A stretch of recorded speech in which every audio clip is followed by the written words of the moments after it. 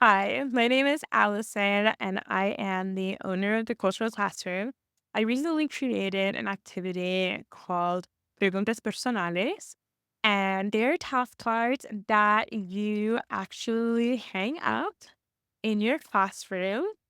And the goal is to get your students up and out of their seats and to go around the classroom and answer this handout that they have. And ideally, you would put these cards out of order. They're all numbered. So they're looking for the numbers, but the cards are going to be scattered around your classroom. So they're going to be on the front looking for numbers all over the place. And sometimes I would put them above the door or in like weird places. And it would be so much fun playing this game with my students. But one thing that my students don't know if they actually realized it, and this is one of the interesting things about including diversity in your classroom, is that culture and diversity does not have to be something that you intentionally do a lesson on or that you bop your students over the head with.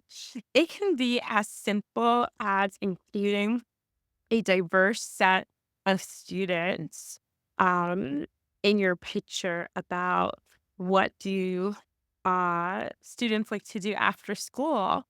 And just your students seeing a guy caring for plants and uh, a girl just with white hair listening to music and all these different things. It's just so beautiful. And I think that students appreciate that, even though they might not articulate it.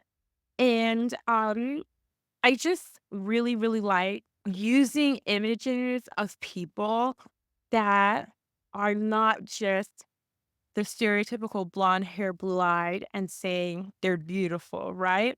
To me, using this female as a standard of beauty is just as equal to me.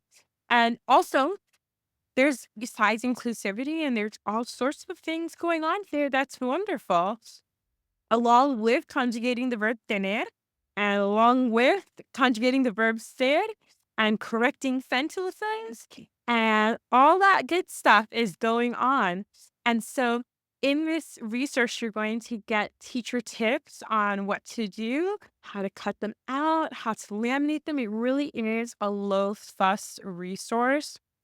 Um, and then this is the actual file, and it has lines to kind of show you where to cut to keep them even. For me, like, I really honestly don't care as long as they're roughly even, but those lines will keep them even, okay? And then, you have your response sheet, and I know some people are like, "Why didn't you get them all on one page?" Maybe I could have, but conjugating, thinning, and doing all of this stuff, some of it requires space. And so here we have, 2 pages front and back, but at least it's low ink. So there we go. That is essentially the elements of the task cards, the preguntas personales. And I just love that there is this secret diversity inside of this resource. And I hope that you and your students enjoy it, love it just as much as I did with my students. Un beso. Ciao.